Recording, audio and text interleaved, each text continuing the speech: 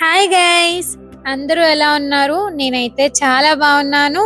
And ఈరోజు ఒక new రెసిపీతో మీ ముందుకు వచ్చేసాను అనమాట. సో ఏంటా ఇది అనుకుంటున్నారా? నేను యూఎస్కి వచ్చాక నేను నా హ్యాండ్స్తో ట్రై చేసిన ఒక న్యూ రెసిపీ అండి. ఐ థింక్ మీకు కూడా చాలా బాగా నచ్చింది. ఎప్పుడు తినే టమాటా రొయ్యలు, గోంగూర రొయ్యలు, దోసకాయ రొయ్యలు ఏం తింటారండి?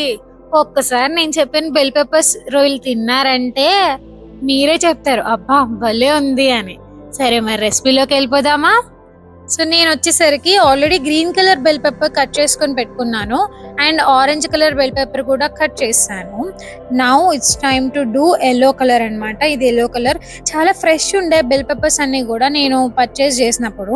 సో నీట్గా చిన్న చిన్న ముక్కలుగా కట్ చేసుకోండి. మా దగ్గర ఇన్ని కలర్స్ లేవండి అంటే మీ దగ్గర ఉన్నాయి, వేసుకోండి, ఎవరు వద్దంటారు.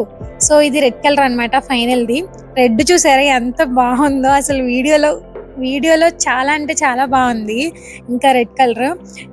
సో ఈ రెడ్ కలర్ని కూడా చిన్న చిన్నగా కట్ చేసుకొని, సో 4 బెల్ పెప్పర్స్ని ఒక ప్లేట్లో పెట్టేసుకోండి. లైక్ కలర్ఫుల్గా ఉన్నాయి కదా బెల్ పెప్పర్స్ 4 కూడా. సో ఇప్పుడు నేను ఏం చేశానంటే ఒక పక్కన ప్యాన్ పెట్టుకున్నాను, కొంచెం ఆయిల్ వేసాను. సో అది హీట్ అవుతూ ఉందన్నమాట. నెక్స్ట్ ఏం చేశానంటే ష్రింప్ ఉంది కదా నా దగ్గర, వాటిని తీసుకుని వెళ్ళి మంచిగా కడిగేశాను.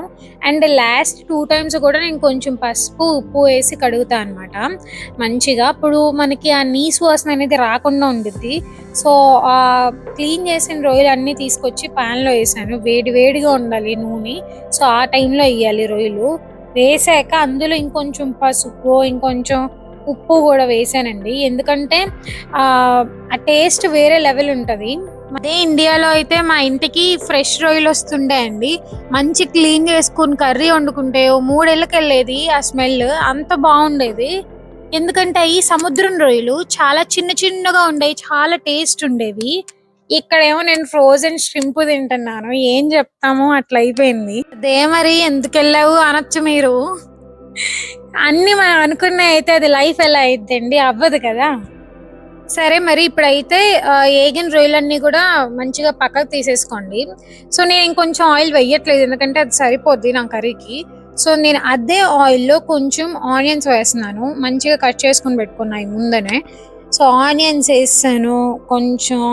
అలానే మీకు తెలుసు కదా, ఆనియన్లో కొంచెం పసుపు, కొంచెం ఉప్పు వేస్తాం ఆబ్వియస్గా, కొంచెం మగ్గడానికి. తర్వాత మంచిగా తిప్పుకోండి.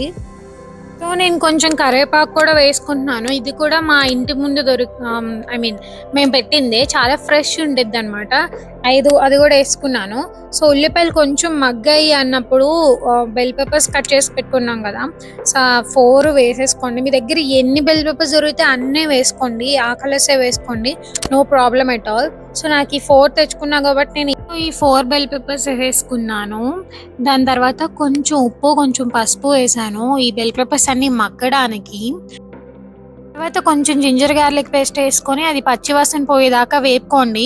దాని తర్వాత ముందుగా మనం ఫ్రై చేసి పెట్టుకున్న ష్రింప్ను వేసుకోండి. దాని తర్వాత నేను కొంచెం వాటర్ వేసుకున్నాను, ఎందుకంటే కొంచెం గ్రేవీగా బాగుంటుంది అని చెప్పాను కర్రీ. అలాగే ఈ కర్రీ ముద్దలోకి కలుస్తుంది ఇంత గ్రేవీ ఉంటే గనక. సో నేను అందుకని అలా చేశాను. అండ్ ఇందులో నేను ఏ పౌడర్స్ వేయట్లేదండి, ఇది సింపుల్ కర్రీగా చేస్తున్నాను. అందుకనే జస్ట్ ఉప్పు, కొంచెం కారం వేసుకున్నా. మీరు కొంచెం గరం మసాలా వేసుకోండి కావలిస్తే, అంతే. కొంచెం తినేస్తున్నాను, ఎంత బాగుందో అసలు నేను చెప్పలేనండి. మరి మీకు నచ్చిందా? అంతే మరి, బాయ్.